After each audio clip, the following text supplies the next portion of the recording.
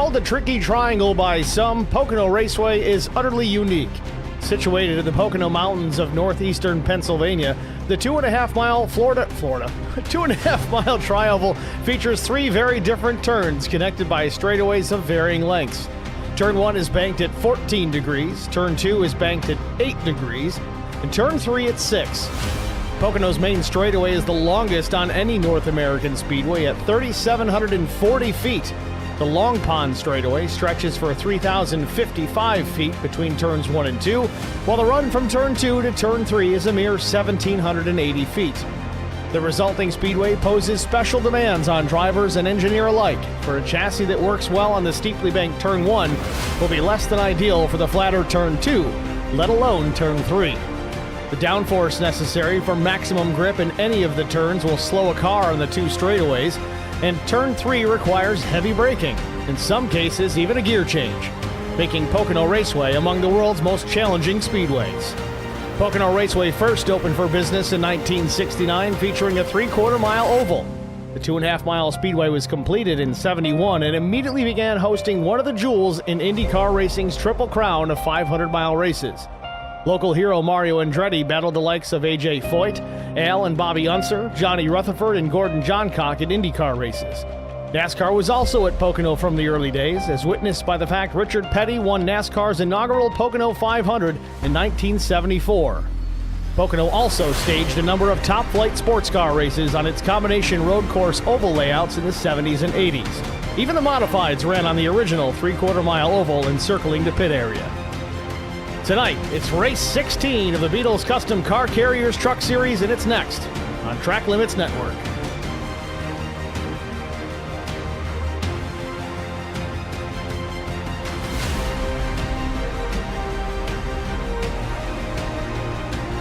Good evening, everyone. Welcome to the virtual Pocono Raceway Race 17, Season 18, Beadles Custom Car Carriers Truck Series. Let's look at the race details for tonight. 65 laps the race distance, 90% fuel on board, 2 sets of tires available over the wall, no fast repairs, count them, 0 zip zillage, and 3 attempts at a green-white checkered finish. Practice just about wrapped up here from the Speedway. Taking a look at those top times right now, it's Brian McCann, Dylan Bryant, Caleb Sisk, Chris Goins, and Ryan Pasoko, your top 5. And just like that, the session will come to a close.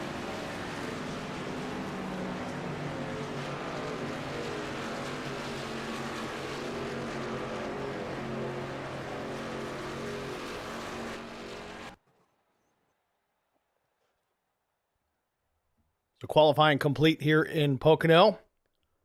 Practice, that is. A little rusty, folks. Sorry about that, but here we go. Qualifying session beginning right now. We'll see who takes to the Speedway first.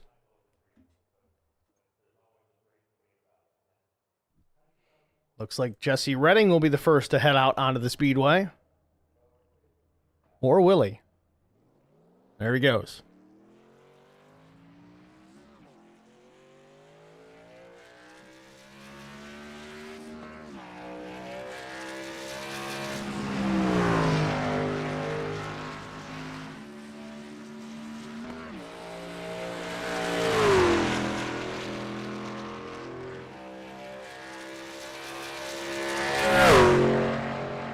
Skylar Harrod in the chat already picked up, or PC was picked up today to head to Guam. Wish I was racing for the championship, but go S3. Skylar Harrod and many of the S3 drivers active duty.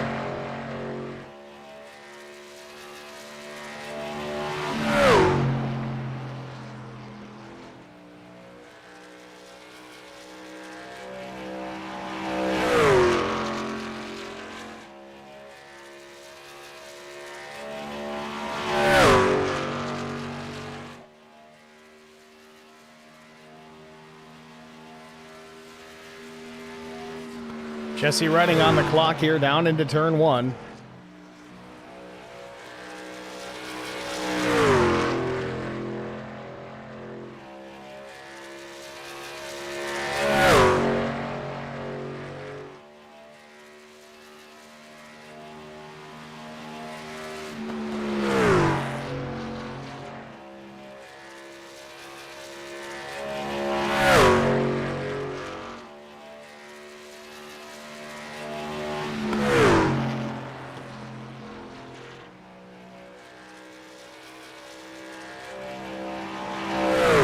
weather conditions. Track temp 97 degrees. Outside ambient 69 degrees Fahrenheit.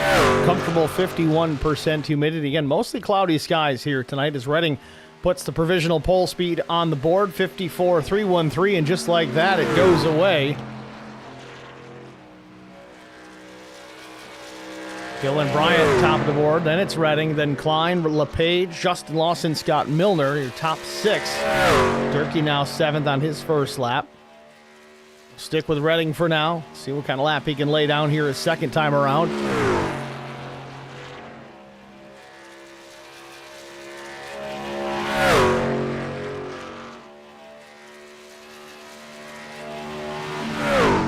Real good entry into the corner for Reading.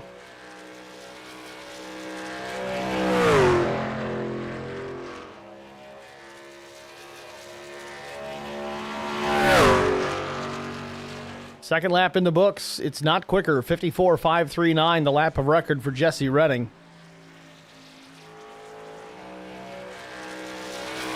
Paul Durkee 7th quick on his first lap with a 7.62.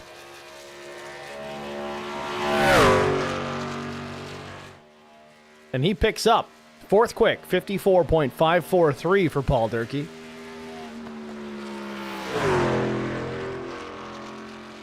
The 4, Chris Goins in his Blue Chew Toyota out of Charlotte, North Carolina on his first timed lap.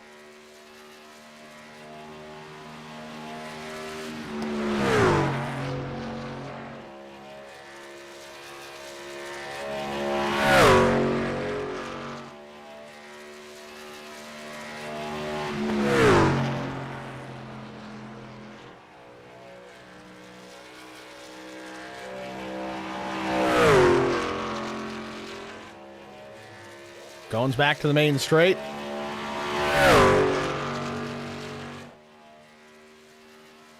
Fourth quick, first lap 54.43. Needs a couple of tenths there to take pole from Bryant. We'll see if he's got it here in lap 2.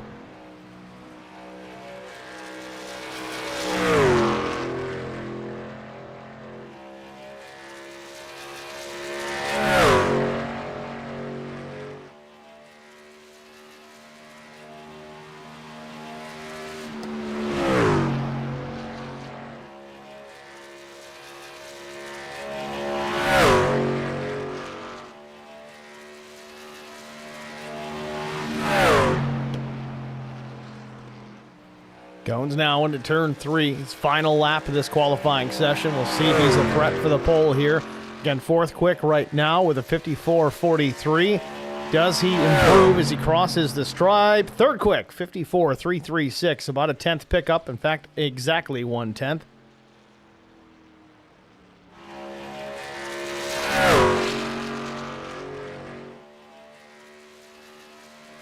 Connor Leach in the Long Pond straightaway.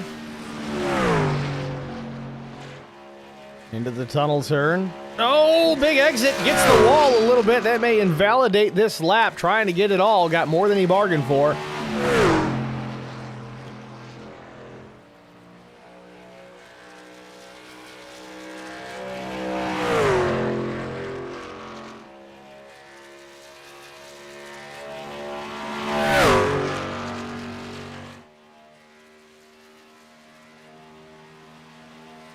So lap 1 invalidated for Connor Leach.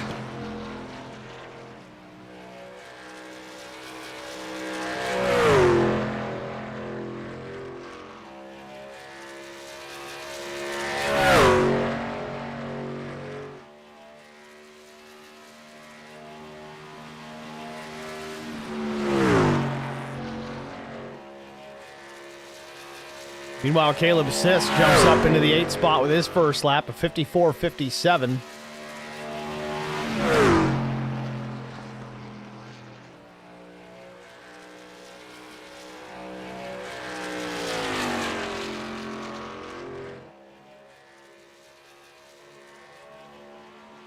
So Leach crosses the stripe here, gets a lap of record, 7th quick, 54.551 for the 71.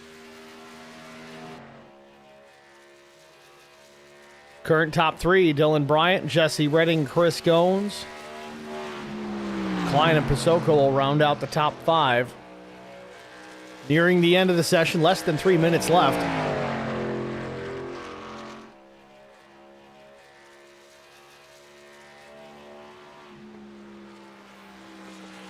Cisco's P5, 54.444. Good enough for fifth. Double O Joe Bennett with a 6:51 on his first lap, 10th fast.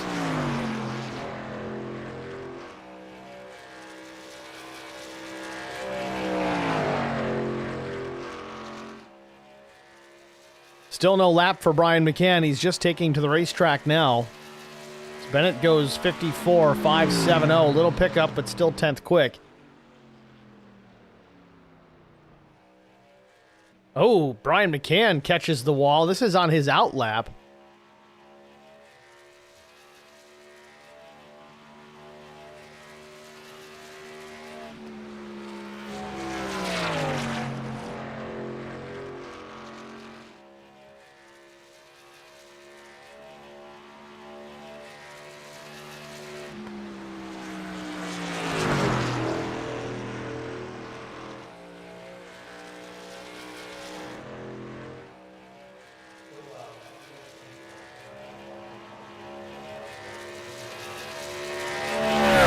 So McCann across the line here with another opportunity for the front row.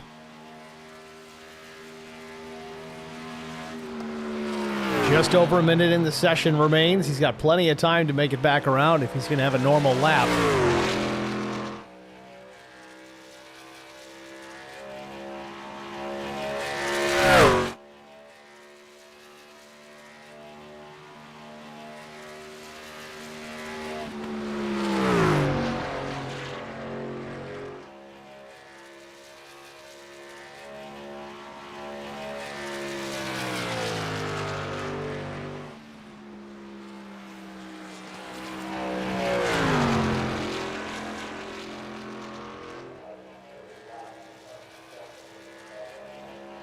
Looked pretty smooth. I don't know how fast it's going to be. We're going to find out in a second, though. McCann across the line. It's 11th quick. 54.591 for the driver, the number 7.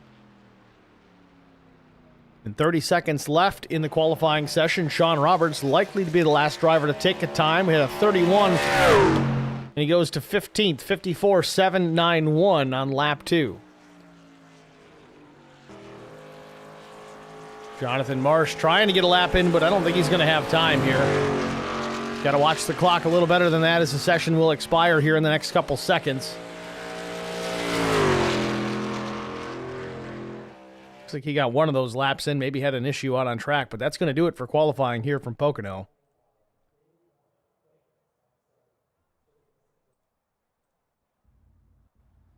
So let's get right to it. Take a look at it here, our starting grid on the pole position with a lap time of 54.268 seconds. It's the number 52 All-Star Racing driver of Dylan Bryant.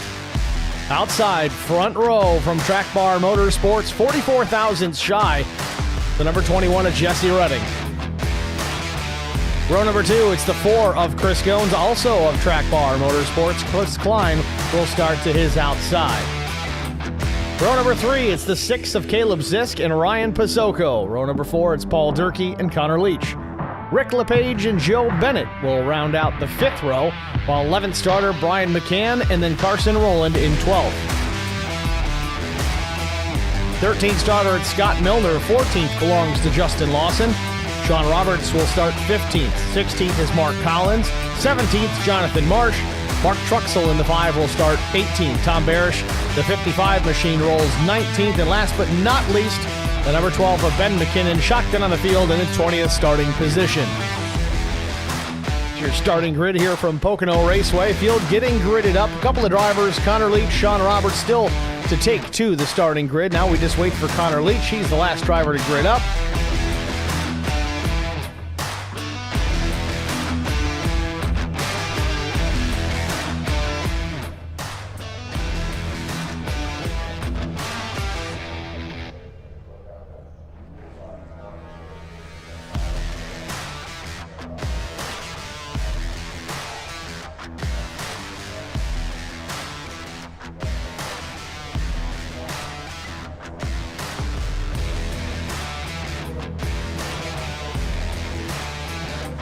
Field beginning to roll here behind the iRacing pace truck.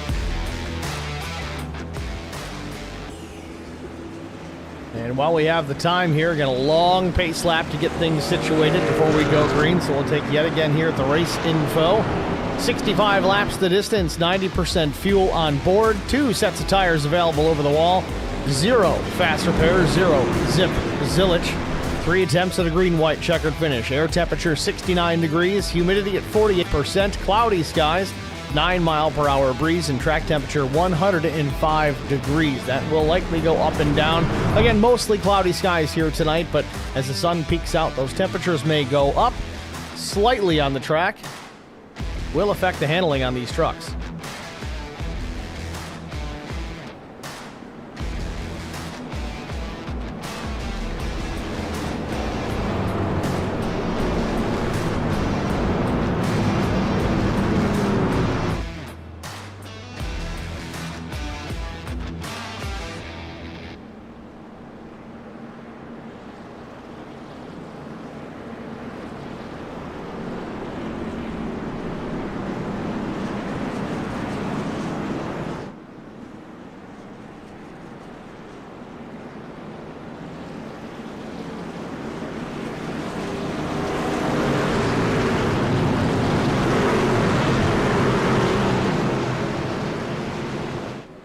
Pace truck about to make the left turn down pit lane. Dylan Bryant, Jesse Redding lead the field to green.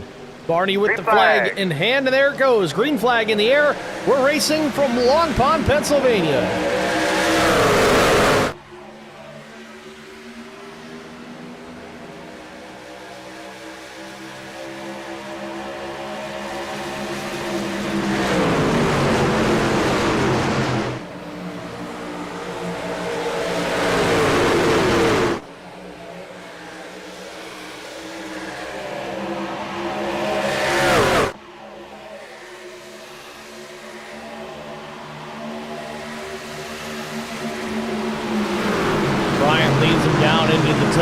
The 52 there. Now looking to the outside is the 21 of Jesse Redding. A couple of trucks up the racetrack, but we all continue on. Chris Cones right on the tailgate of Redding now into turn 3.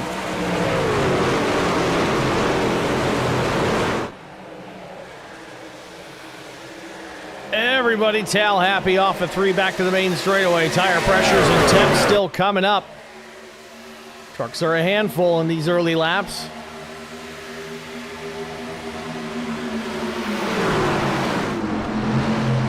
Dylan Bryant, the man of steel himself, still in command, but Jesse Redding looking fast in there behind him. A slight scrape on the wall, though, off of 2. Sorry, turn 1. Took me half the race to adjust to this, but we'll figure it out.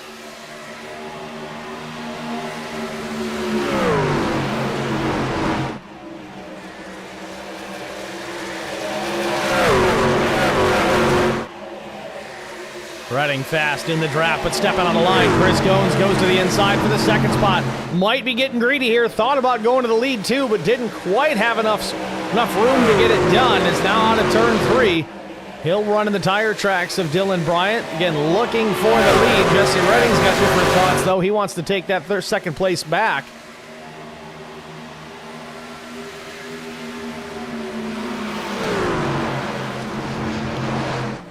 While that happens up front, let's watch the 7 here of Brian McCann. Started 11th, already up a few positions, now looking for a 4th.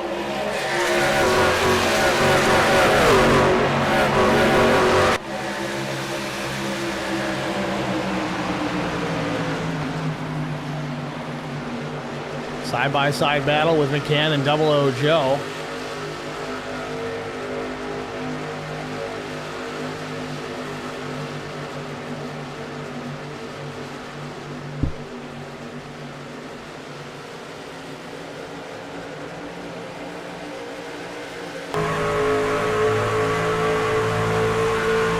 Bennett with the run to the outside. He's got the 90 of Carson rolling there in behind as well. So it's going to kind of hang McCann out here. That's a little bit of drafting help. Bennett was receiving, but now the advantage back to McCann as they get into the corner.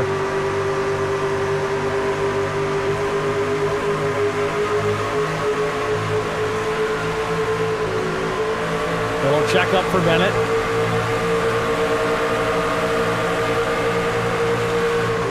McCann will have the spot.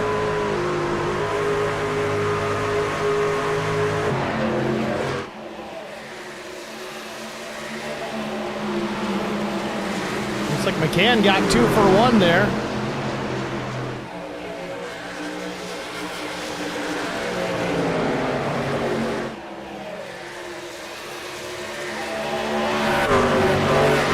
Back out front, the battle for the race lead as Chris Goins right on the tire tracks of Dylan Bryant.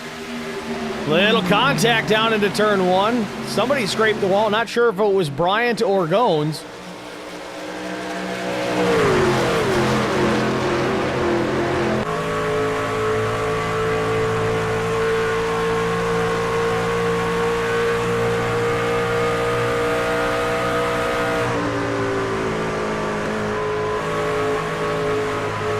Goins takes a look to the inside.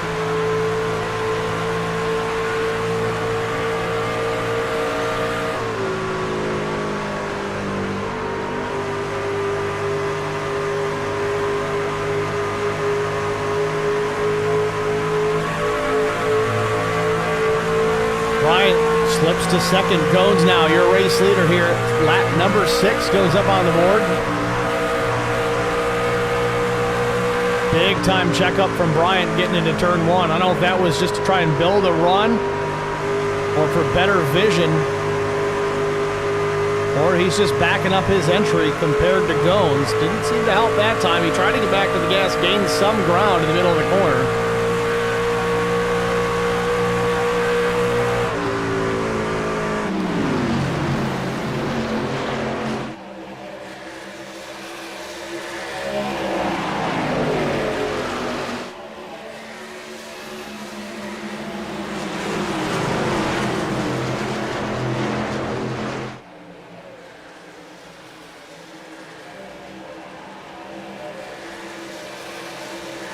Chris Klein and Joe Bennett having their own battle. Klein with about a 3-truck advantage right now down the main straightaway.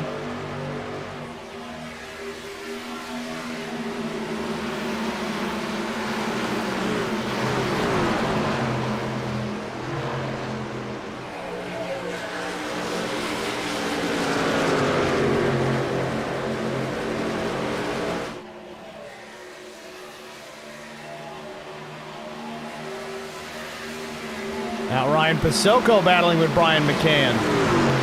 McCann's up to 6, slips up a bit into the 7, a little bit of contact. McCann will hang on to P6, again up 5 from his 11th place starting. Had a little moment in qualifying, got a piece of the wall in that first lap. It certainly hurt him because it invalidated that first lap. And for most drivers tonight, lap 1 was the lap that was the fastest.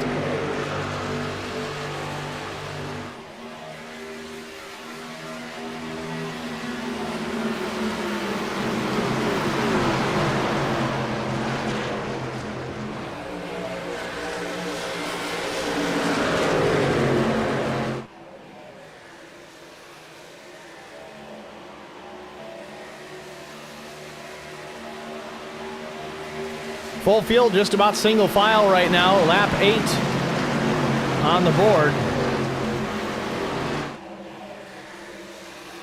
Again, a very significant amount of fuel on board here tonight for these drivers as Connor Leach jumps to the inside, wants that 3rd spot from Redding.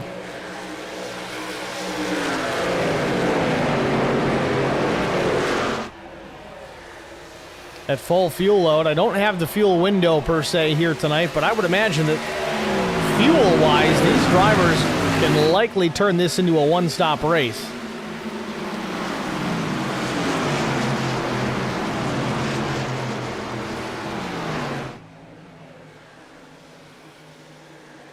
We're going to go to our in-race reporter, Chris Goins, here if we get an opportunity, albeit a caution or maybe after a pit stop, and get his mindset on tonight. How things are going is Caleb Sisk now going to take a spot from Jesse Redding as well, with Brian McCann rolling up into the mix as well. McCann still running in 6th, but the fruit is ripe for the picking. Sisk tried to hold McCann up the racetrack, almost put him in the fence. Might have got him there a bit as McCann drives it down to the rumble strip. Gets to the inside of Sisk off of turn 3. What a move. Sisk and McCann side by side down the main straight.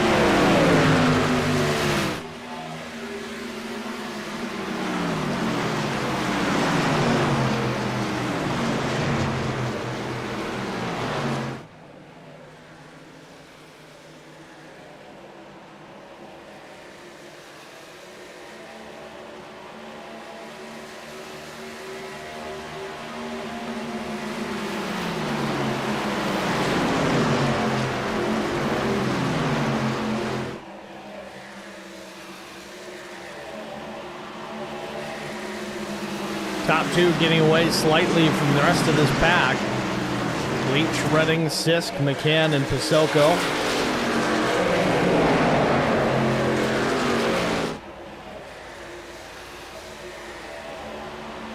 I kind of anticipate that this race is going to run relatively single file with a few exceptions to about the halfway point, or at least until that first pit stop.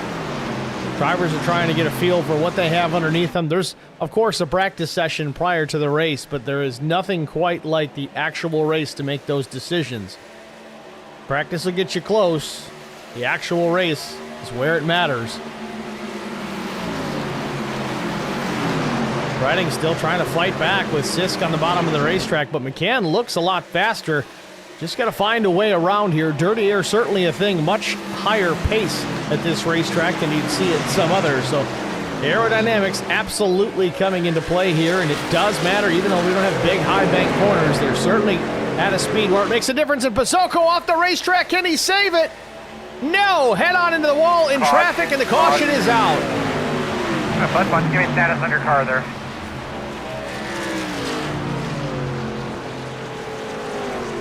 First caution of the night, lap 12 here at Pocono.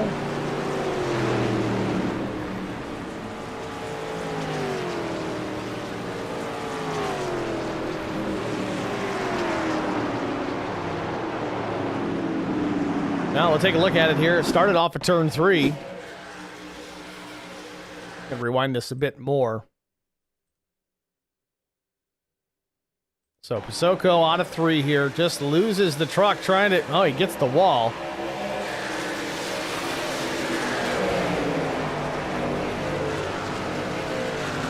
Lucky to not be collected by anyone else. Fortunately for Ryan, he had a good run going. But without a fast repair, tonight's going to be tough.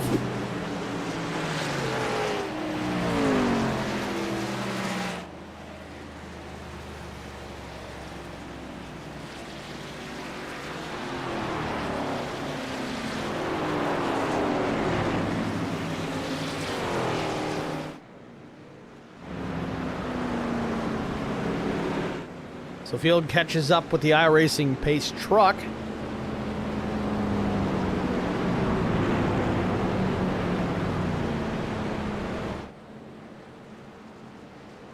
We all know it's a Chevy.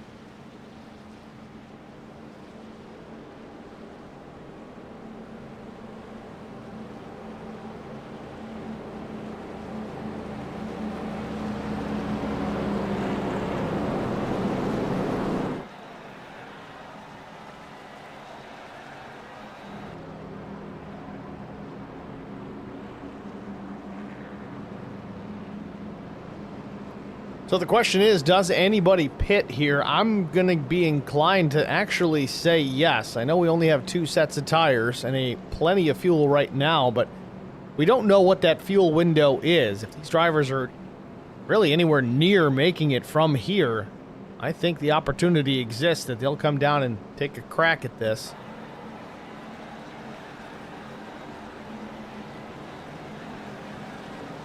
Jones is going to pull it down into pit lane, and the Field will follow, and he stays out. Thought we were going to see a fake there, but not the case. Rather unique pit lane here, too, with that scoring tower right in the middle of the pits.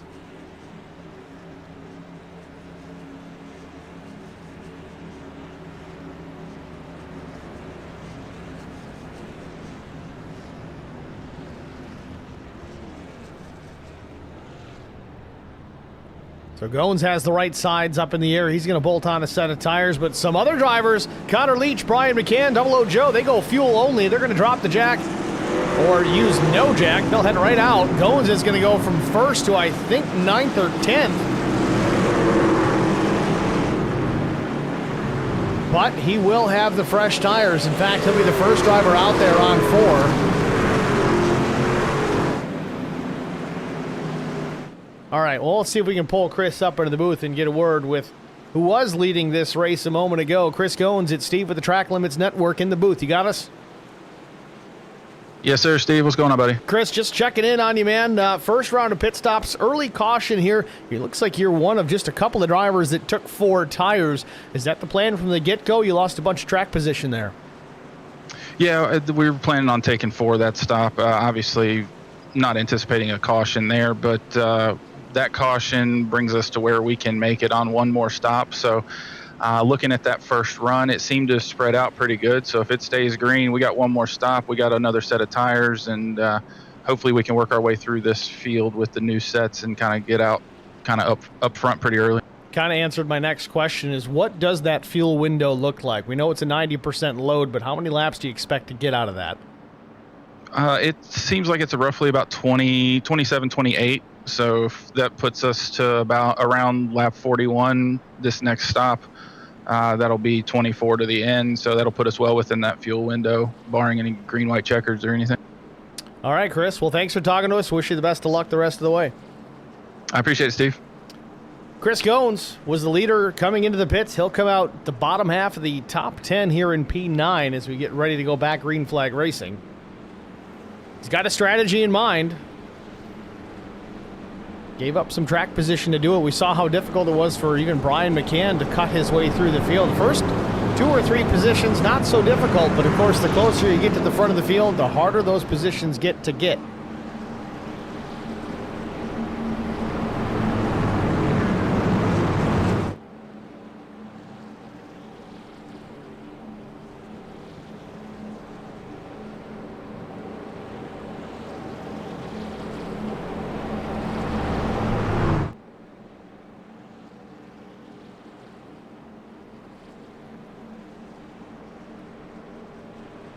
Checking on the standings here, looks like Ryan Pasocco, Justin Lawson, and Ben McKinnon all out of this race. Ryan, of course, our first caution of tonight with his hard contact. Lawson and McKinnon, not sure the situation there. They were both out in the first 6 laps, and they're both from the same race team, so I'm not sure if that was a plan. Maybe that was a start and park situation, or if something happened that we just didn't see. Nevertheless, that'll leave us with 17 trucks here in competition, all still on the lead lap.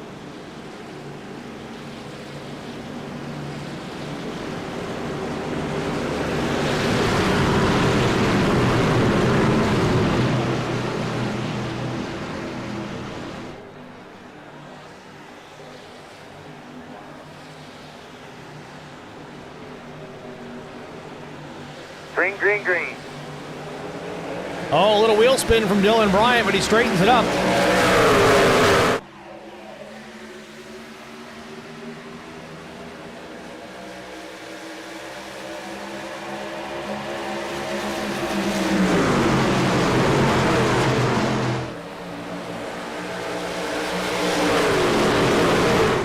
Bryant trying to hang on to the race lead, but it's not going to happen. Connor Leach, Caleb Sisk, Brian McCann, all 3 trucks likely to get by here on the Long Pond straightaway.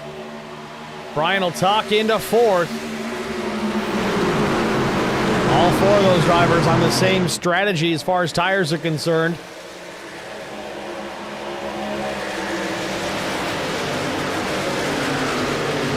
Chris Goins up a couple of spots already, and this is 1 lap. Goins in 7th. Again, he has fresh tires. I think he's the first truck out there on fresh rubber. We'll see what he can do with it. Again, he's got this thing to run green for quite a while.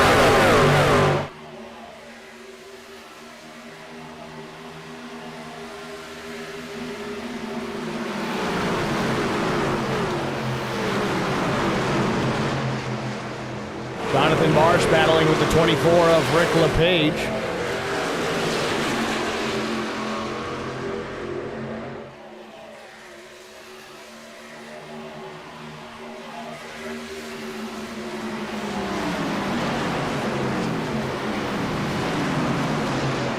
LePage all over the back bumper of Marsh.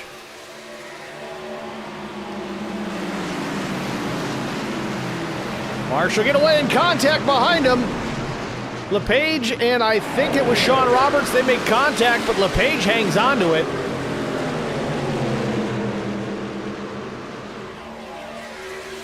Now Mark Collins all over Sean Roberts.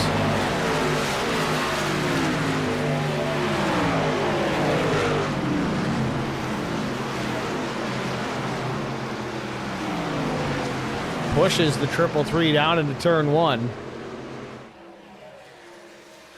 Change of position up near the front here as Goins now attacking Dylan Bryant. Again, fresh tires on that 4. Marching his way back towards the front.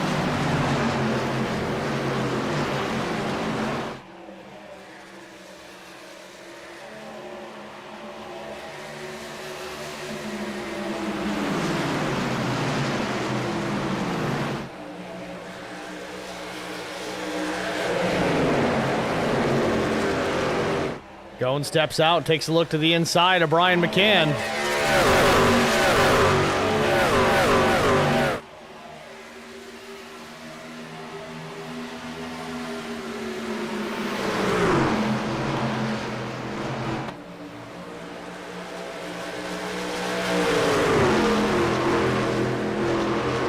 Goins with a shallow exit here out of turn 1. Now he's going to stick his nose hopefully to the inside of the 6 machine. Down into the tunnel turn, a tricky one to run side by side. He will not do so, but he is up to 3rd. Got clear of Brian McCann. Now out of turn 2.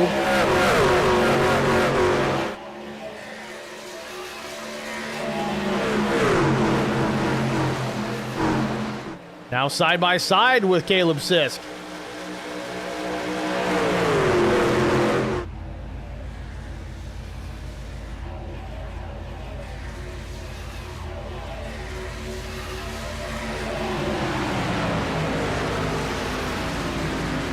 So Chris Goins comfortably now into the 2nd spot. Caleb Sisk is 3rd. Brian McCann 4th, and 5th is now Chris Klein as Bryant has shed another position or 2. And now a battle for the lead.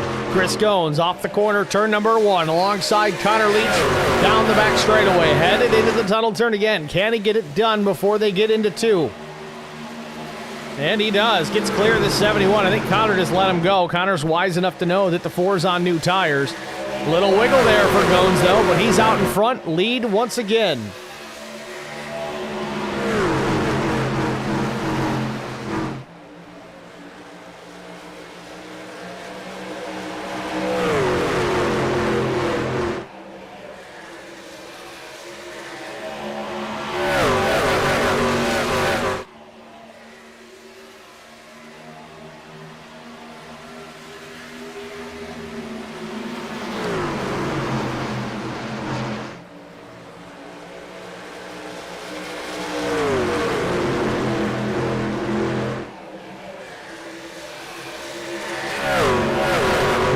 Just needs to run cool, calm, and collected, clean laps.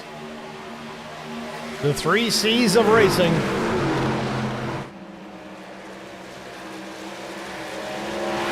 Meanwhile, change of position here. At least we thought there was going to be one. Caleb Sisk and Connor Leach battling for position. Now Sisk has got to worry about the 7 of Brian McCann back in the picture.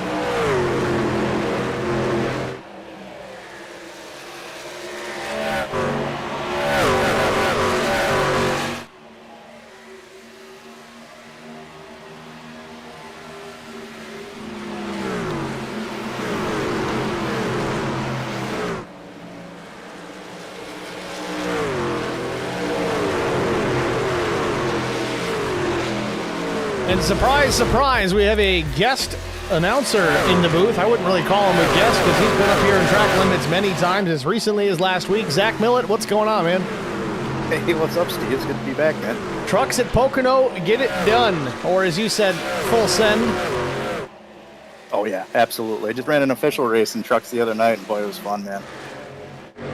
Well, this one's been interesting to start. Only one caution so far. I watched a practice race last evening, and it was a little scary, so I had my apprehensions about this one here tonight, but these guys seem to have got it figured out. I think if you're just smart about it here and don't overdrive the truck, you can actually put on a pretty clean race, and so far that's what we're seeing. Yeah, I'm not surprised. It's a great group of guys in this league, and I think a lot of them aren't really racing yet. I think I've been watching the broadcast, and I think a lot of people are probably going to start racing here pretty soon, but I think most of them are just saving their stuff. Well, originally we were thinking it was going to be after that first pit stop, but then we got the caution there at lap 12. I think that's a little early to really put the hammer down afterwards, especially knowing that there's going to be one more stop here before this one's said and done. Goins was talking 27, maybe 28 laps on a full load of fuel. We didn't quite get there, about halfway through that fuel run initially, but he took 4 tires where the majority of those guys out there did not take 4 tires. It was fuel only for just about everybody with the exception of maybe 3 drivers.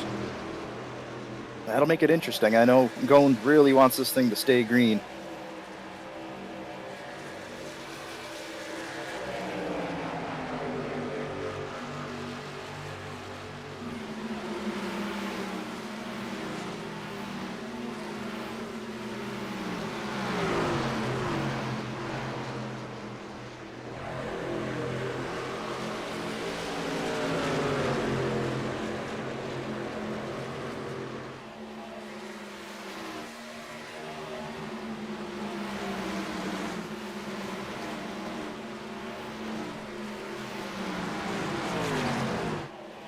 So just like that, Chris Goins has jumped out to a 3-second lead over Leach, Sisk, and McCann.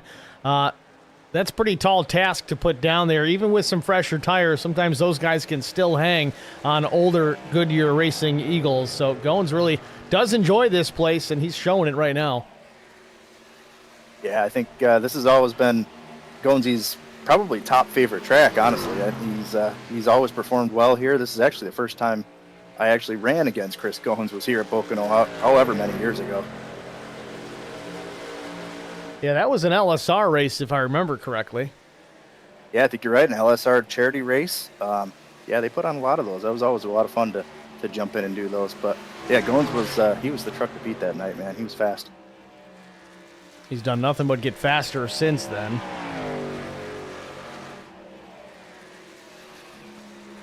So further back here, the rest of the top 5, all single file and nice and tight. Let's say top 6 there, because Chris Klein is hanging on as well with Jesse Redding just in front of him.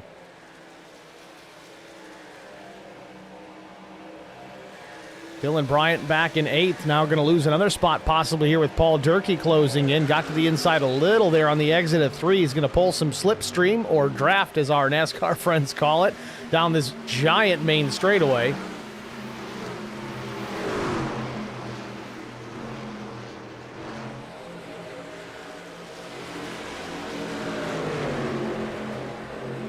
So, Zach, that big straightaway here, obviously you're going to pull a serious draft down that, but that turn 1 is a little different. It's a pretty tight radius considering the speed that they're going. Yes, there's some banking, but these guys are jumping on the brakes pretty hard to get into that corner. What's the best approach, especially if you're trying to pull out and pass just with the aided assist from that draft?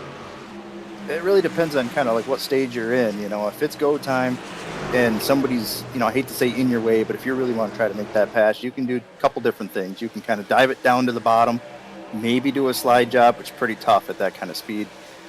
Or you can kind of go in higher and try to get back to the gas before the other truck and maybe get the run off the corner. Because, I mean, every straightaway here is pretty long. And actually off the exit of pretty much every turn, you can kind of go in high, straighten off the exit, and get a run down any one of these straights and make a pass. Well, Paul Durkee got it done. Bryant tucked right into that draft, trying to take it back, but just didn't quite have enough. So Bryant, who restarted from the lead, will go back to 9th. Looks like Mark Collins had a moment out of turn 1 there. Yeah, see that Jeff Gordon truck there dancing off the exit. Straighten it back out. We'll get back in it.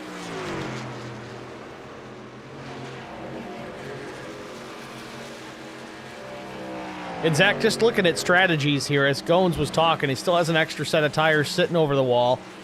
He's got to get into that fuel window get that opportunity to make that final pit stop. But if it goes green all the way to that pit, he continues to extend his advantage over the rest of the field. He's got about a 5-second cushion to play with right now. Yeah, if it stays green, he's golden. I mean, being one of the, if not the only car that took 4 tires. I mean, you can see the lead the pace difference. It's incredible. He's up there probably not even really trying. So he's really praying there's not another caution, only having one more set over the wall. The new tires, I mean, even in a 5-lap run would be insanely fast. So we'll see. We'll see what happens. Gones and Jesse Redding being teammates, they both sat on that same strategy. They took 4 on that first stop. Let's see who else. It was Scott Milner who also bolted on 4. He runs in the 10th position. It'll be interesting to see. I mean, we can see how good Gones is here as he took the lead so early and it's kind of pulled away. It looks like about 5 seconds out. About half the length of this giant main straightaway here at Pocono. You can see all the way back there. Competition looking awful small in the rearview mirror of the Blue Chew number 4. Another thing, too, is when these other trucks do come down pit road and take their 4 tires, they're going to be on it. Their pace is going to be pretty stout. So this little bit of a cushion for Gones is probably going to get sucked up. So the more you can kind of stretch it out now, the better. The other thing he's going to have to worry about, though, with this current strategy is not only does he need this thing to run green to the point where he can make his pit stop and be good to go to the end on fuel, but then the cards need to fall without any additional cautions the rest of the way, because those guys that are fighting behind him 5.5 seconds back, they have an extra set sitting there. They haven't taken any tires yet. So if we get that caution with 5, 6, 7 laps to go, everybody else is going to come down and pit, and Gones will be out there on old tires. Yeah, and he'll just get passed like crazy. I mean, it'll be probably a second a lap pace difference at this point, easily. So far, so good, though, for the driver, the number 4. We're 30 laps in here, almost halfway. And a few more laps before Gones can get into that fuel window.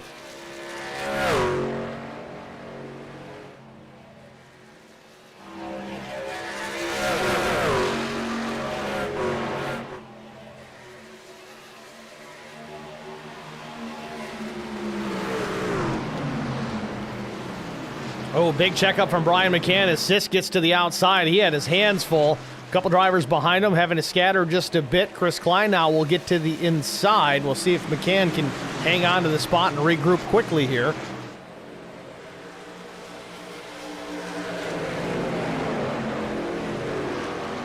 Uh-oh, we got Derek Welch in the chat getting sentimental. Says, thank you, Steve, for being a great broadcaster for NTRL over the years. Also, thank you, Millet, for being a great competitor in NTRL over the years. We're not done yet, Derek. We got one more to go, buddy. But thank you for having us. We certainly appreciate it. It's been fun being here. I learned a lot broadcasting this league, just how to improve things, how to make it better, how to be a better show. And he's been pretty loyal to us over the years. We certainly appreciate that. Heck yeah, and it's always, it makes it a little easier to come out with such a good broadcast when you got the competition on, in the field, kind of making it really, really easy to call and a lot of fun to call. Meanwhile, a bit of a battle with Chris Klein and Jesse Redding. Klein now back into the top 5 here. We're at that point, Zach. Again, pit stops were at lap 13. It's lap 32. Tires have begun to equalize here as Klein went, I think maybe just 2 tires. That or an extra lug of fuel there. 10.12 seconds was the pit stop for Klein the last time in, whereas Redding also took 4, but the pace really about the same between these two right now. Yeah, I'm actually kind of surprised. Ooh, as we've seen Klein get the wall there off exit. You don't want to do that in this truck too many times. That thing's not as tough as the next gens. But I think we're going to see this 18 truck and the 21 truck start to catch this group of 3 ahead of them. But I've been watching Brian McCann try to pass Sisk here, and it's tough. I mean, the 71 and the 6 obviously are teammates, and I think as long as they kind of help each other with the draft on exit, it's going to be really tough for that 7 truck to pull anything off. Well, I think what Brian's going to need to do is break the momentum of the 6 somehow, whether it's a side draft or even some contact, shoot him up the racetrack, and then he can have all that draft off to 71, because the 6 just, you can't recoup that momentum that quickly, especially with these engines that these trucks are running. They just don't have the horsepower.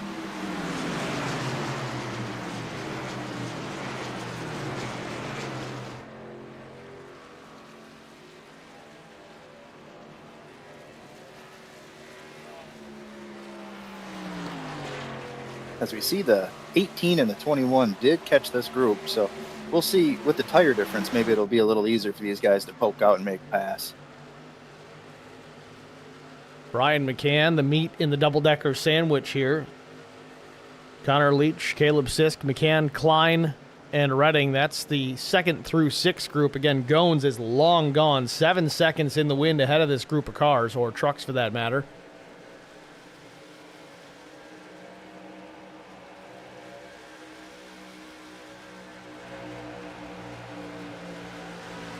Goins is currently looking like a genius, so got to give it to him. Well, you know, we've said this a lot over the years in Track Limits Network, or then at the time it was HBR TV, but man, everybody's got a plan until you get punched in the mouth, and that yellow flag at the wrong time could be that punch in the mouth that Chris Goins could be worried about. We'll see if we get to it.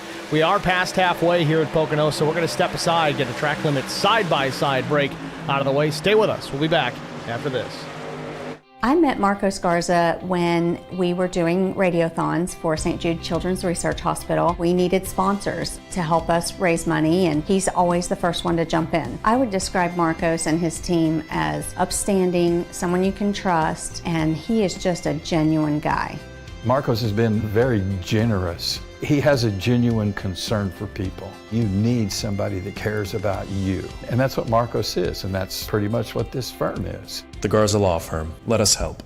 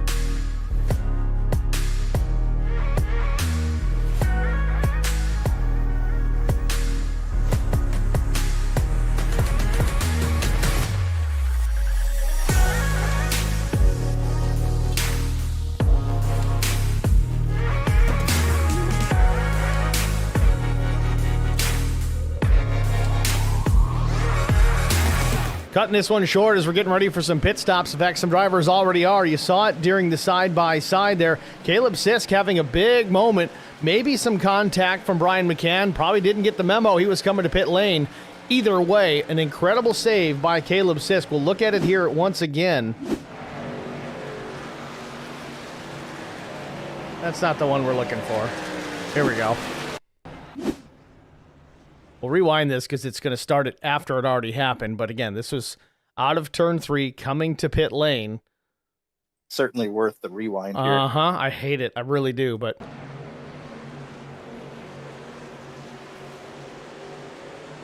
Brian checked up a ton to not get into him. You saw him get close and then didn't make contact. I don't know if he got the right rear at all or not. I would assume yes. But wow, what a save. You know, presence of mind by Caleb here to not only save the truck, but, I mean, to lock it up going sideways to get the speed down, too, because you still have to make pit entry on top of saving the truck.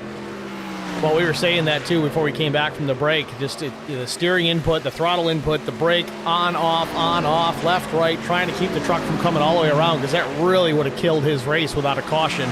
He would have lost a ton of track position. Yeah, and it was a really good thing that McCann had Klein and Redding behind him, you know, and they were paying attention to check up. They could have been a big wreck. They were multiple trucks. Well, we stay green. Goen stays out on the racetrack yet still.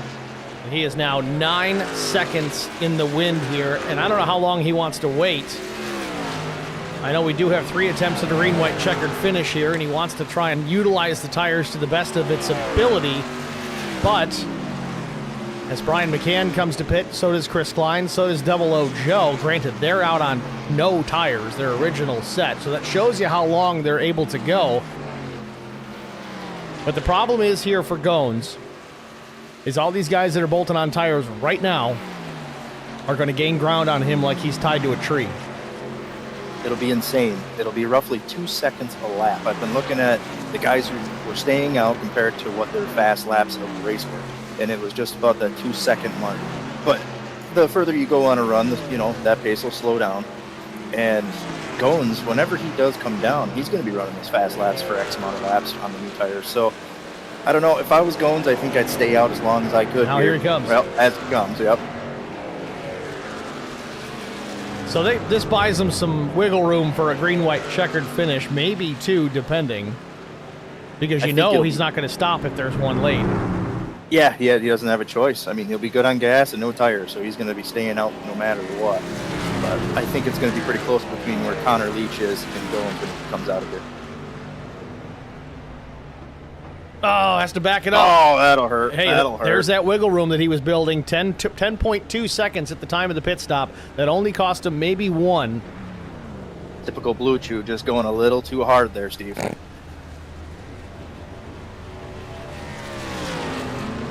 14.53 seconds still was a quick pit stop. It would have been record time without the mistake, so I don't think you'd consider that a loss there for Goens. A great stop, great recovery for that sliding through the box just a touch. Oh, look at that. Look at the timing right there. Yep. I mean, absolutely perfect. Now, Leach is going by, but he's getting a lap back right there, so he's not in position right now. Milner is the leader. Now I guess Leach is second. Milner's the leader, hasn't pit yet, so that is a position. Right, yeah, this is technically the top 3 right here. Just haven't cycled past Scott yet. Milner is in pit lane, so that will cycle back through. Now here's the difference. This is the big thing here. This is the time lost by Goens. Is Leach pit 4 laps sooner, so a couple of seconds a lap times 4. There's quite a bit right there, plus the 2 seconds lost in pit lane by Chris Goens. Adds up. Definitely adds up, and we're going to see what Goens is going to do here. If he's going to push and get to the 71 and make the pass, or if he's going to try to save a little bit here, knowing this is his last set. And I don't know. We'll see. We know Connor's got the speed out there. Skylar Herod picking up on the product placement comment by Zach Millett in the pit stops. I see what you did there. Absolutely, sir. Absolutely.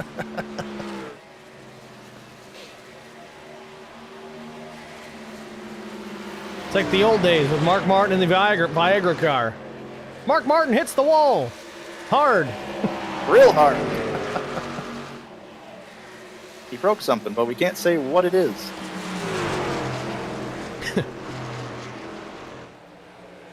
So we may even start to see Goens' tire advantage come into play here. Should Goens start saving those tires a bit, though, knowing that he's got the advantage on the 71, or should he take advantage of it now? I don't know. I'd be pretty nervous about being on my last set. 4 laps is a big deal at Pocono. It's a pretty big place. A lot of chewing up the tires. I think he should just kind of coast, save what he can, make the pass. If he's close right now, he can make this pass no problem. Even with Connor kind of breaking the draft, I think we're going to see him go by here real soon. Probably this lap or the next. Goens is but last, after that, save. Gones' last lap was a 54.66, only 400 slower than his best lap of the day. There he goes. He's trying. I think we'll see Gones gas it up here at the apex and make this fast. There it is. I know Leach probably wanted to pin him to the bottom there and try and make him chew up his tires a bit to even the score, but it's not. Oh, and he gets the wall off at 3. Oh, that was a that's big not hit. good. That was pretty hard. Leach will now try and return the favor. Gets to the inside, headed down into turn 1. A mistake by Chris Gones. Pancakes the right side. Try and get a better look here at the Gones machine. Does he have some damage? The right front actually looks pretty good, so he might be okay. Now there's a lap truck just ahead. Think that might be Tom Barish. Indeed it is. Boy, that'd be a gift for Gones if there's no damage on that truck. That looked pretty darn tough. It was a flush hit, though, so if you pancaked it perfect, didn't damage the fender, didn't kill the right rear quarter, gets the lead back, so the truck must be okay.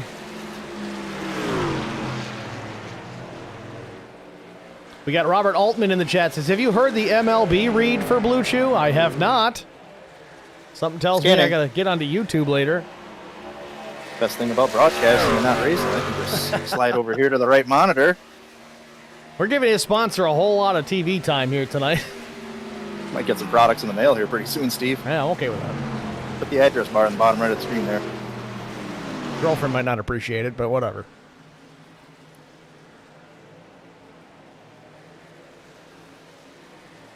So Chris Gones, after a mistake, has taken the lead back from Connor Leach still.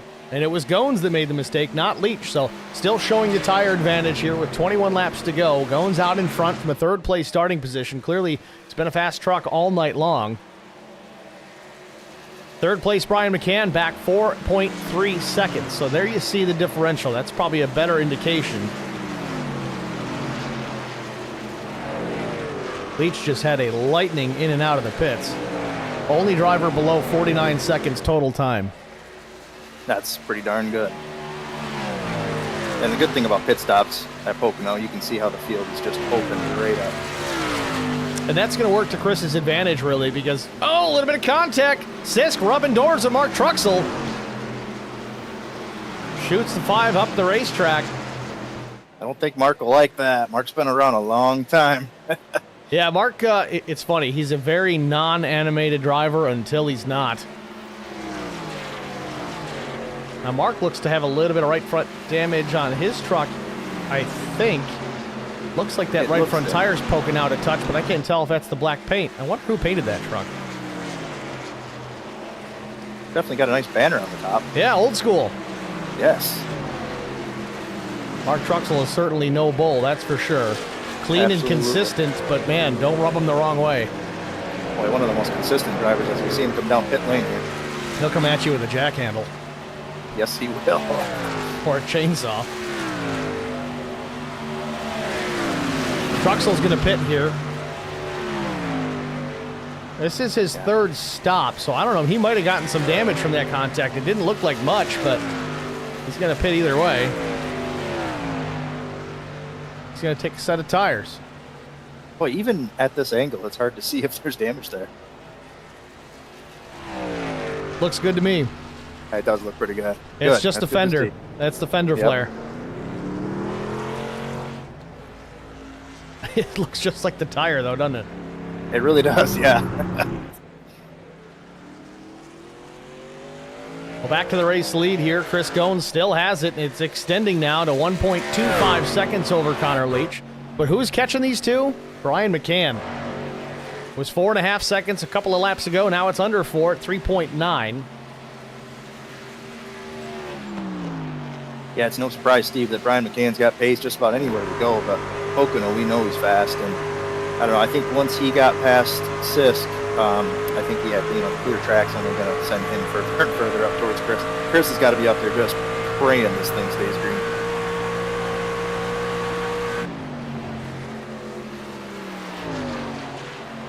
Caleb Sisk now in the 4th position. Paul Durkee back up into 5th. Chris Klein hot on the trail, though. He's trying to get himself back into the top 5.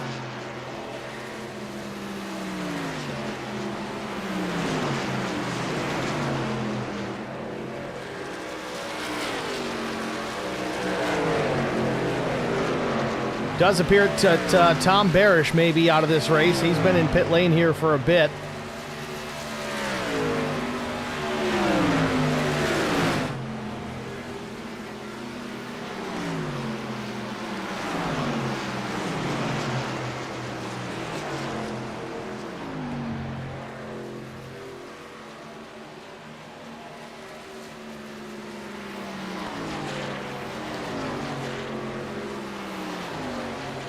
Double O Joe to the inside of Sean Roberts. This is a position.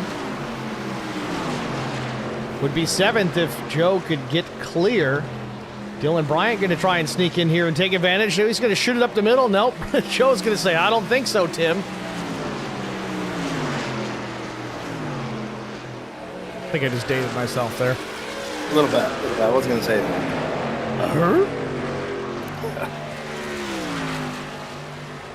And the snake begins. It's a little snake, but it's still a snake. Should talk to Chris Goins about that. It's so important here at Pocono, too, with how long this straight is.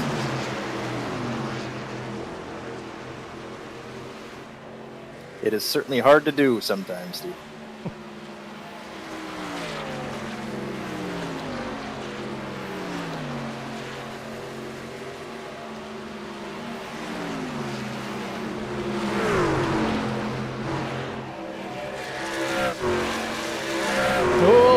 On exit for Sean Roberts. He's trying to get all he can. I wonder if that's a little loose, tight, loose to the situation there for Sean Roberts. Got in that dirty air, and then all of a sudden it wasn't dirty anymore.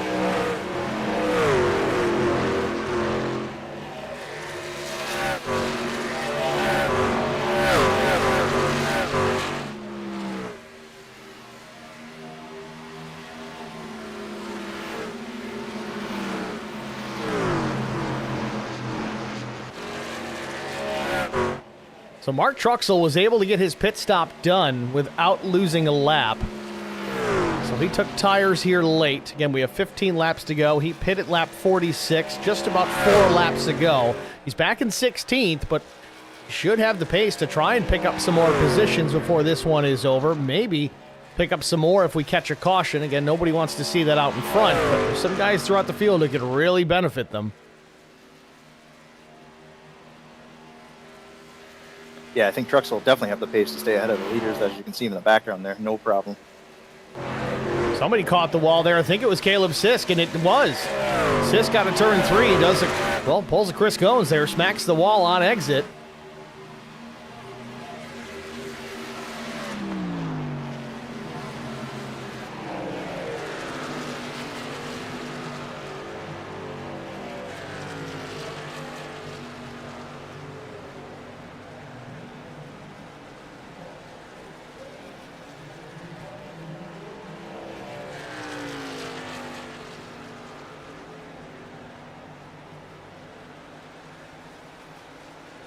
Still trying to see if he's got any damage to the right front of that machine. Looks pretty good to me. Yeah, it looks pretty square. Which has kind of been the opposite of what we've seen here with these trucks over the last handful of weeks since the update. They've been pretty brittle. Doesn't take much to really hurt them aerodynamically, but so far it seems okay.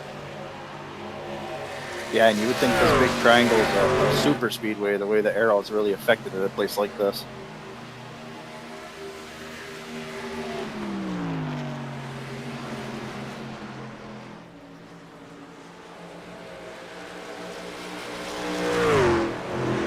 Well, for the time being, the strategy still working well for Chris Goins. It'll be interesting here because we know the tires kind of level out after so many laps. So we know that McCann has some fresher tires than Goins. But it's going to be interesting to see if these lap times, even though we're looking at 0.3 faster last time McCann compared to Goins, see if that levels out anymore or maybe stays kind of that same spot. Well, you got to wonder, too, is those 0.3 that McCann has, is that because he's in the slipstream of Connor Leach? He's pulling a draft down the straightaways here. That's a lot of top end he's picking up there, where Chris Goins is out there all by himself. That is true. Yeah, I mean, that's another thing, too, is he's definitely going to get the pull off that draft on all these straightaways, but he's got to make that pass, too, and Connor's no slouch, man. He's out there with some really good pace right now. It's one thing I've certainly seen with a lot of those S3 guys is they are tough to get around. It's like a whole stable full of Ryan Newmans out there. Yeah, I mean, and in a league like this, every inch matters. I mean, if you can hold somebody off a couple laps, that might be the difference.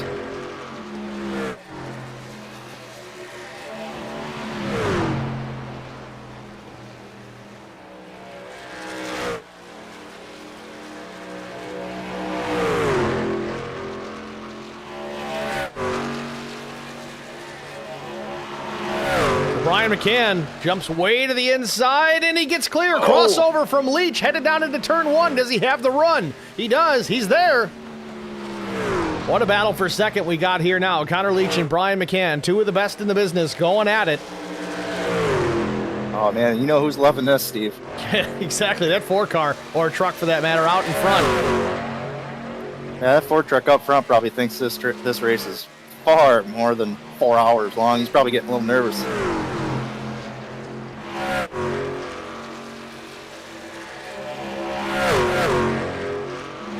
Now that McCann's got fresh air, though, we're going to see what kind of pace he can put together here. I mean, we're going to have 10 laps to go at the line this time.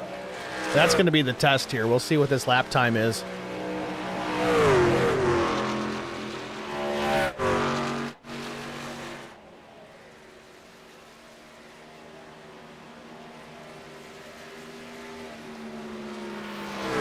Gones was quicker by about 0.3.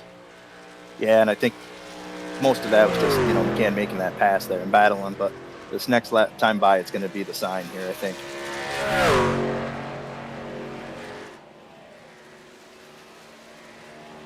So the Ford machine out in front, 3 3/4 seconds, 10 laps remain. Gones is wheeling that truck. He's definitely chasing it up the racetrack out of 2 for sure. We'll see if it's the same story here in 3. Much flatter corner. And you can see how Gones isn't on that yellow line. You get deep into a run here, you can go in kind of middle to high on entry and just let it float. It really straightens up your exit. You can carry a lot of speed down the straightaway. Impressive still with Caleb Sisk being in the 4th position after that incident on pit road, almost spinning out the truck. Lost a lot of track position, but still a top 5 machine.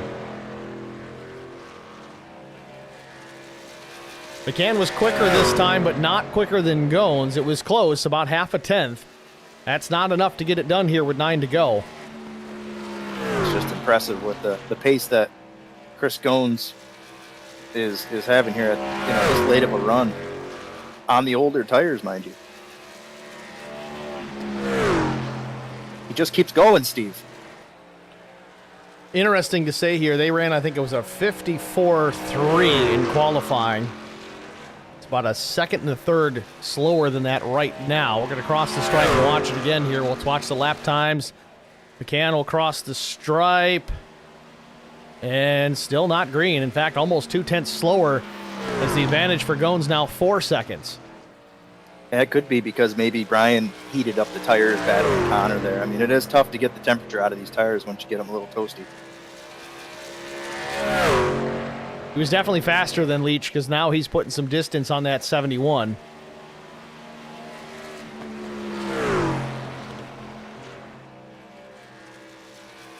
Got a battle for 3rd here. Caleb Sisk and Chris Klein side by side. Now, Sisk is pit stop, lap 36. Klein has got 3 lap newer tires, so we're going to see. Caleb's going to have his hands full. They both scrape the wall with the right rear.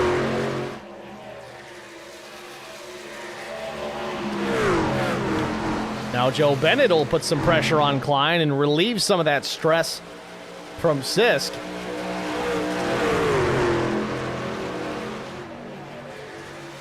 Bennett and Klein on the same strategy. They both pit at lap 39, so same tire life for those two.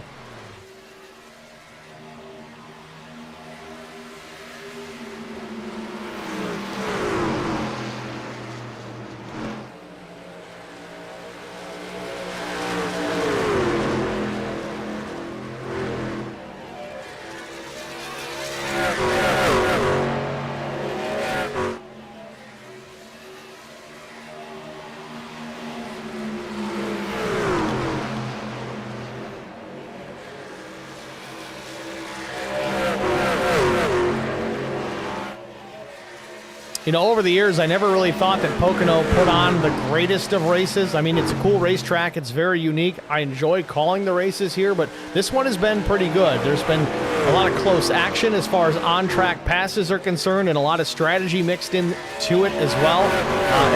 It's turned into a pretty good cake, that's for sure. Yeah, I like the strategy that always comes about here.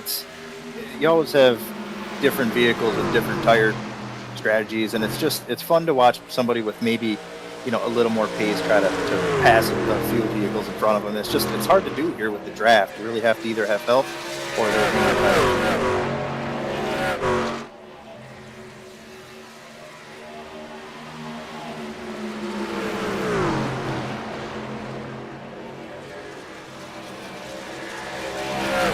God, somebody smoked the wall there.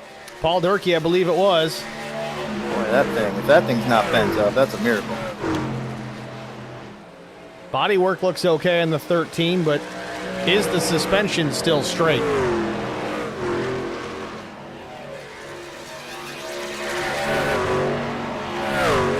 Sean Roberts and Dylan Bryant battling now. Some of these battles, if Chris Goins could see him, he'd be a whole lot more nervous. 5 laps to go, no caution yet, but if there is one, his day is likely done. If we go green to the end, Goins is in pretty good shape with a 4.3 second advantage over second place Brian McCann. Yeah, and it'd be different if more people were on the strategy with Goins and Redding and everyone else who took tires that time by. If there was maybe 4 or 5 trucks, it might be okay to stay out like a lap or 2 left, but I don't know. I just think the pace is going to be so different if that happens. Let's see if it does. Albert Anderson in the chat says, Chris has been locked in and up on the wheel tonight. Sure has. Just got to get it home now. 4 laps to go, and the deficit growing back to Brian McCann, now 4.6 seconds. Continue to watch this battle for the 9th position between Sean Roberts and Dylan Bryant. Meanwhile, Double O Joe fighting with Caleb Sisk. Chris Klein in this mix as well. Klein in 4th.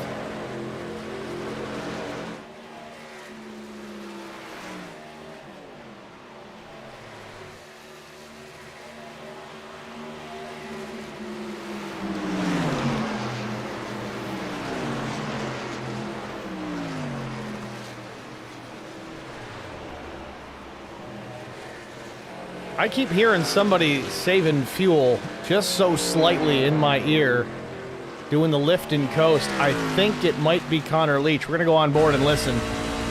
This would certainly explain the little bit quicker pit stop. Yep. Lift and coast. Now that we cleared the screen here, watch the digital dash here, the tachometer. When he gets in, I don't know if he'll do it in the tunnel turn. He might. Drops down to idle. There it is. Picks the throttle back up. So Connor Leach trying to save some fuel here. That might be an issue.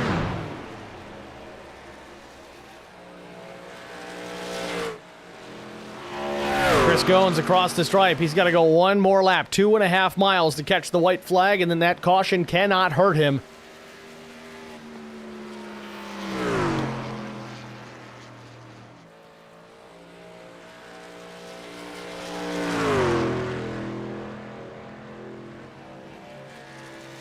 Now, if you're Chris Goins here, are you going to just kind of ease it home at this point, not chew it up, not even risk hitting the wall or having a problem?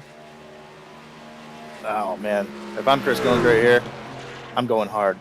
Real hard. Just want to get to that white flag and just breathe easy after that. You just got to make it to that line one more time. Then, once you see that flag moving. You know, a lot of guys will say if you slow down, you break your rhythm, it can almost force you into a bigger mistake. You know, heard SVG talk about that in Mexico City. They kept telling them, slow down, you get a big lead, but that's when you start making mistakes. But not to be worried about now. Chris Goins takes the white. Final lap here from Pocono. 4.76 seconds the advantage for the 4. That's the good thing for Goins here. He's got a nice gap out the back.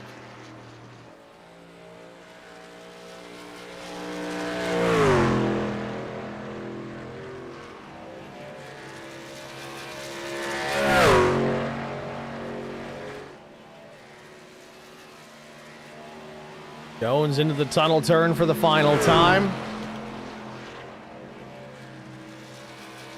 Little slip. Keeps it off the wall. One more corner. The tricky left turn at the tricky triangle.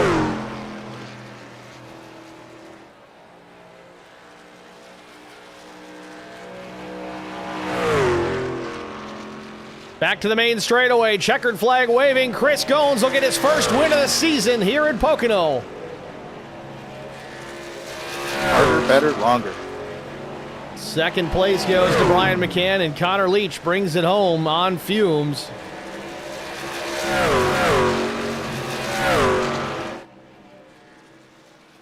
Chris Goins, win number 1 on the season in the penultimate race of the season.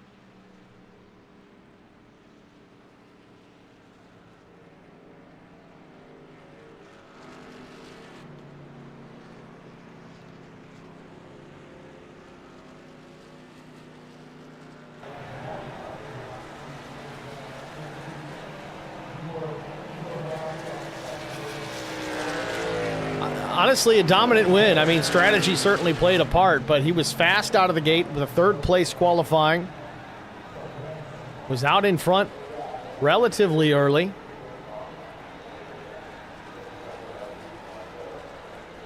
Cautions didn't really fall, with the exception of the lap 12 caution. First yellow, only yellow of the night. And it worked out. He did exactly what he had to do tonight, Steve. I mean, that strategy worked out absolutely perfect. I mean, it was risky. Definitely risky, but boy, it paid off.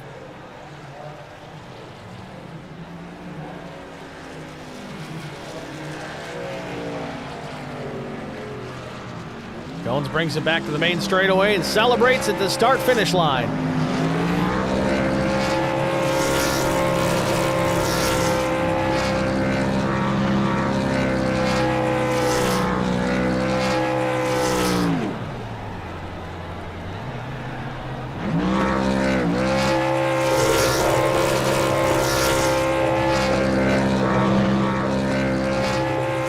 Looks like Goins just cut a G into the front stretch.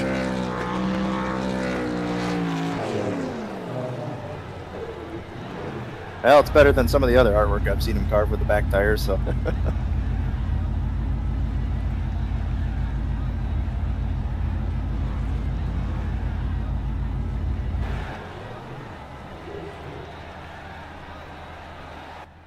So Chris Goins, your winner here at Pocono. We're going to step aside, get a break out of the way. We'll be back with our top 3 finishers in the booth after this. Stay with us.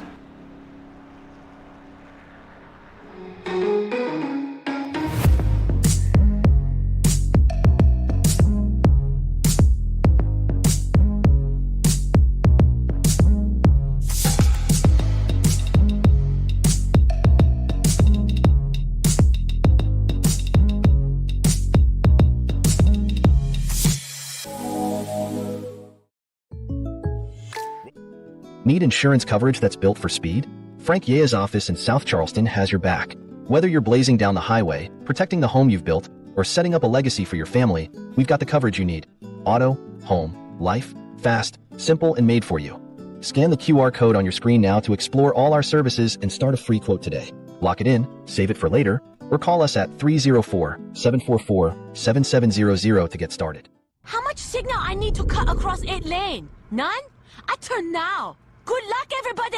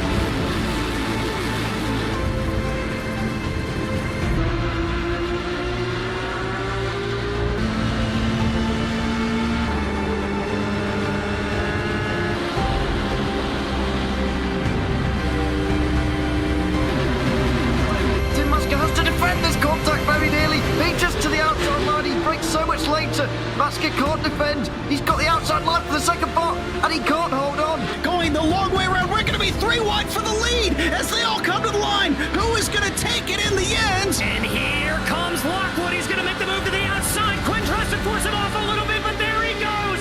It's going to be side by side through turn 1. Will he be able to cover him off? He does. Weaving back to the left-hand side. Reynolds is trying everything. The kitchen sink is being thrown at it. They're leaning on each other. Coming into turn number 3. It's going to be a drag race through 3 and 4. Coming back to the line. Here comes Frisch on the bottom. Richard's going to hold the inside. Tries to be the late breaker here.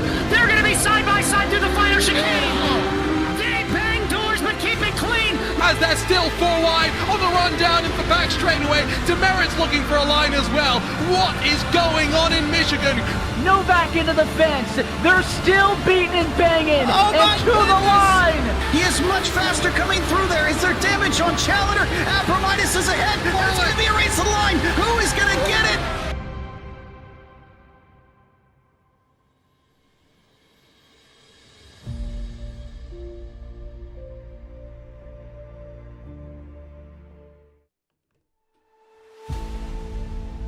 Back at Pocono Raceway, race 17 in the books as we head into Atlanta Motor Speedway for the finale next week. Chris Goins picking up race number 1 of the season with some strategy and a fast truck.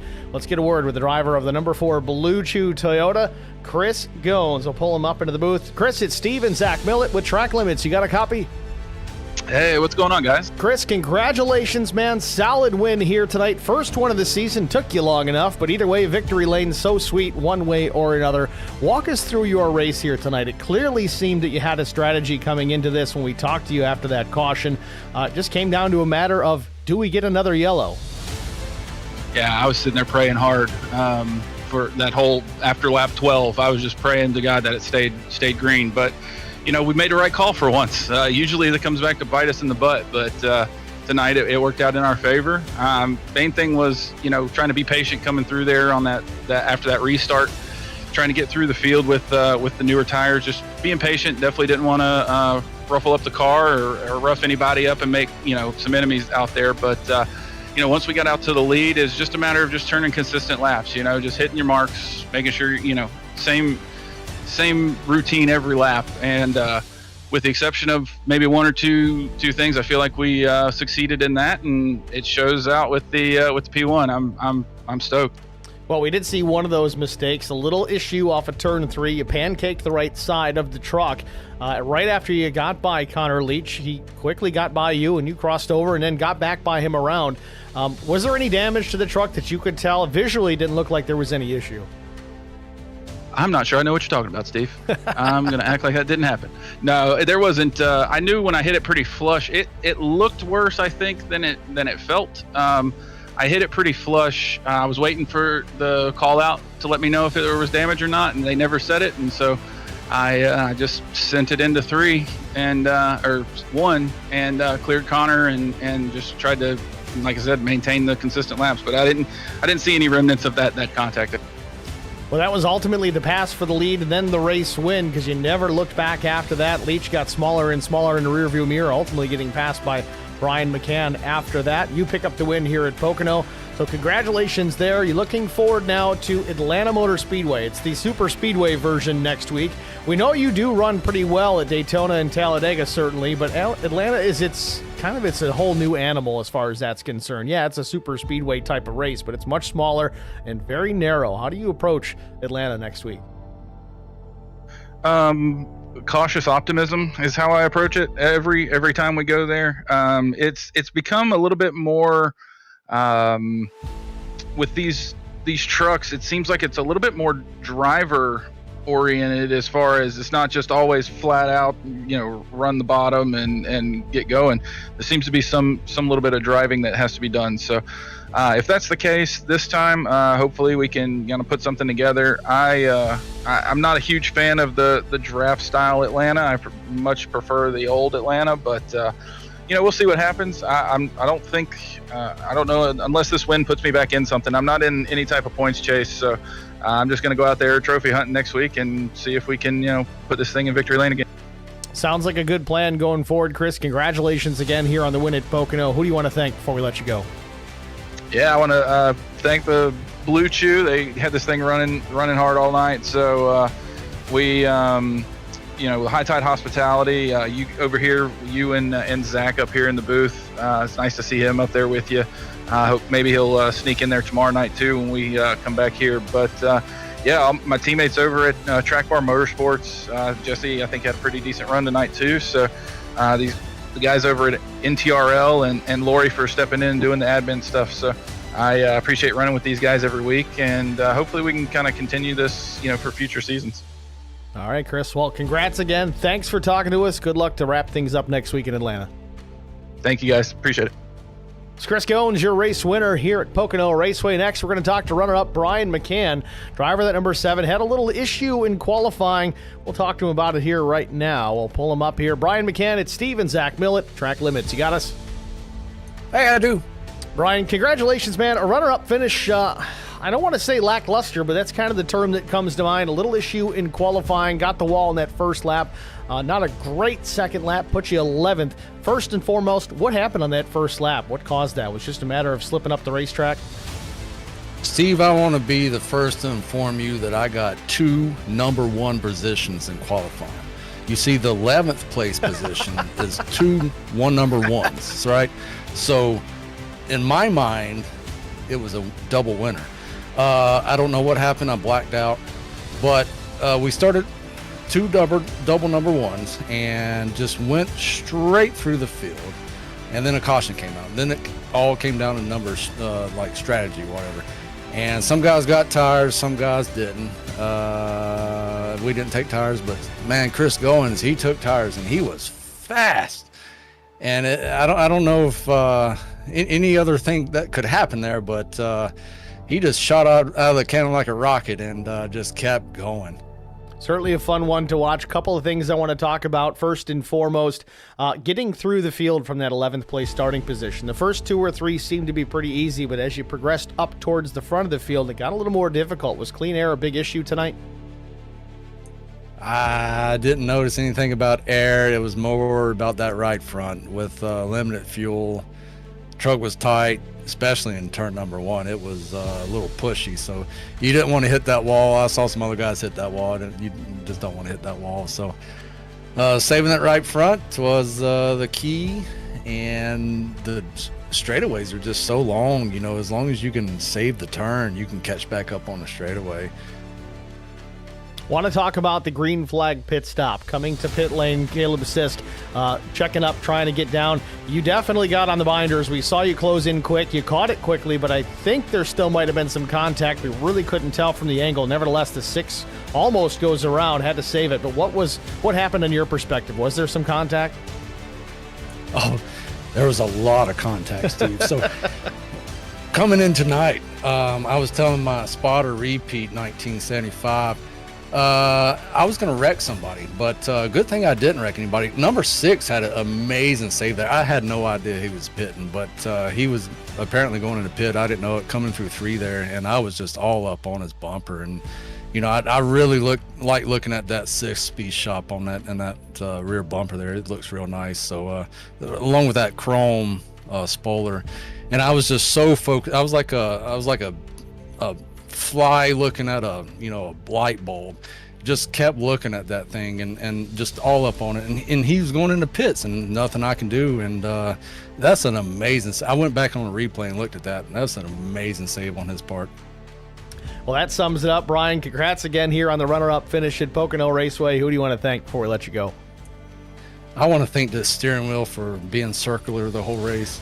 This table sitting beside me with non-water beverages that I enjoyed the entire race, and everybody watching tonight, thank you. All right, Brian, thanks for chatting, man. Good luck in Atlanta. Thank you. I think that's the best Brian McCann interview we've ever had. I think that's the best interview you've ever had. He's the man. Well, a lot of pressure on Connor Leach here. We'll see if we can pull the 3rd place finisher, talk to him, get a word from the 71. Connor Leach at Steve and Zach with Track Limits. You got a copy?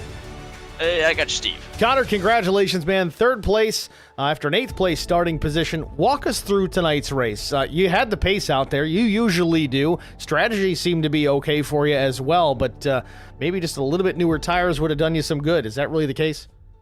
Yeah, I guess newer tires, and I mean, I don't know if you saw near the end of that, because I think just having, we were kind of all bunched up in a pack there. There was pushes, there were shoves. It was good in our fuel. We kind of knew what the number of the fuel was going to be, and then we came into the pits and that for that last stop and came out, and it was like, oh, I'm a lap short. Like, I was almost just a little over a lap short when I came out, and we're kind of, well, the pace should slow down as the tires wear out. And I just kept looking. I'm like, God, like it's getting it's getting tight on fuel. I'm gonna have to start saving at some point. And we're kind of hoping maybe there'd be a caution. Like, I know there was a few guys that took tires on that first caution, like Gones, obviously the winner. That was the right strategy, obviously, but we just didn't, I didn't want to be on the defense if a caution did come out later. We all kind of wanted to be more on the offensive side of it, and looks like, like coming out of the pits and we're getting pretty short on fuel. It was like, uh-oh, and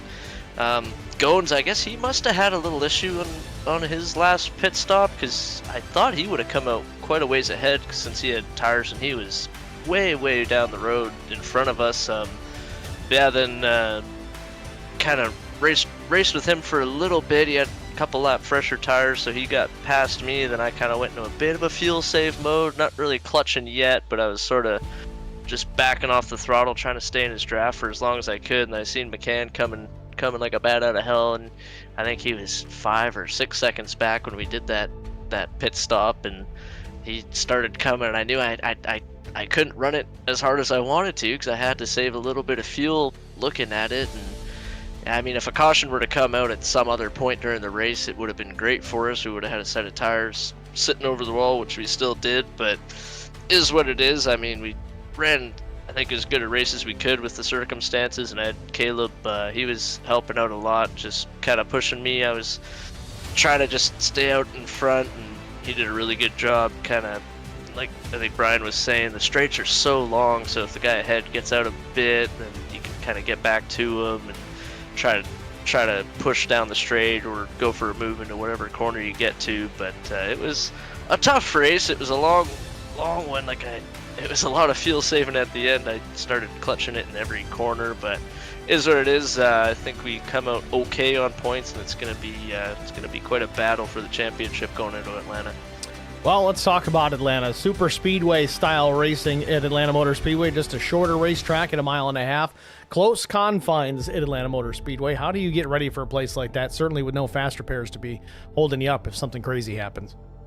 Well, you want to be careful, but you don't want to get mired back in the pack and not be able to move forward. So we do want to get to the front as soon as we can, and luckily we got a good team here.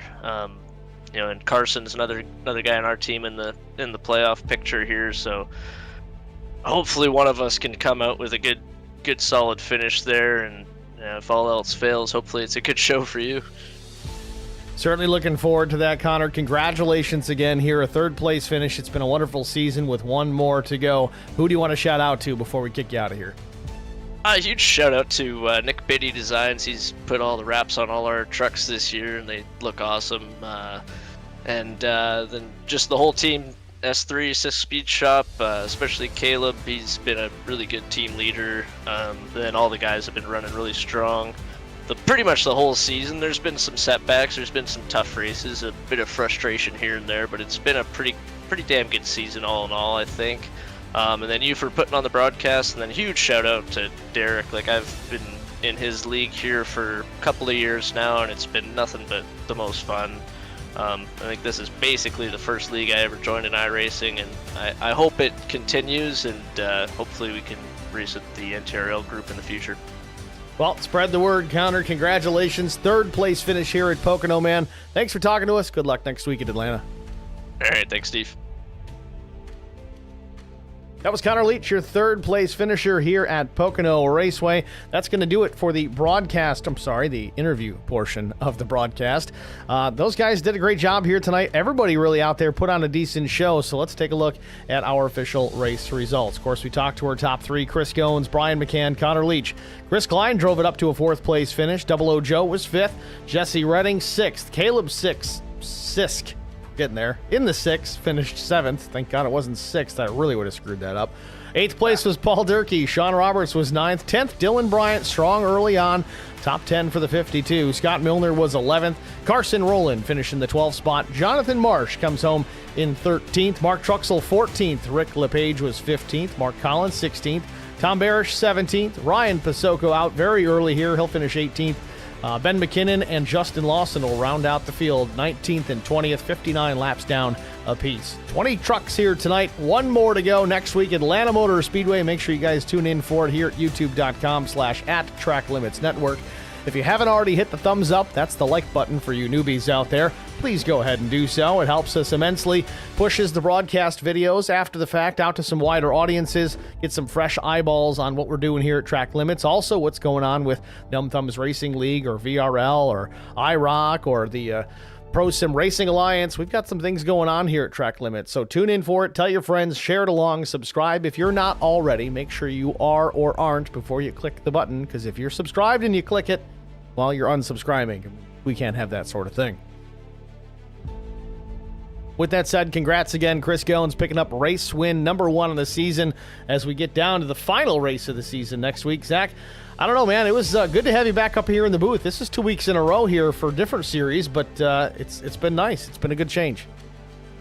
Yeah, man, this day shift at work has been really working out. I can jump on iRacing a little bit more in the evening. So if I'm not racing, I'm more than happy to jump in here with you and watch these races. I love it. Well, hopefully we can get you up here tomorrow night. We'll see again. Chris Goins will be up in the booth instead of racing. The Vigilante Racing League also at Pocono tomorrow evening. Not sure exactly how many laps we're going to run just yet. This one was 65 laps. It was really clean, only one caution. It looks like we're going to finish here in about an hour and a half total time, so that's pretty good. We'll see if it's the same tomorrow. Certainly hope so. And those guys usually put on some great racing, too. So even if you're not a VRL fan, tune in tomorrow night. Should be a good show. With that said, congrats again to our top three, Goins, McCann, and Leach. We'll see you guys at the next one. Thanks for watching.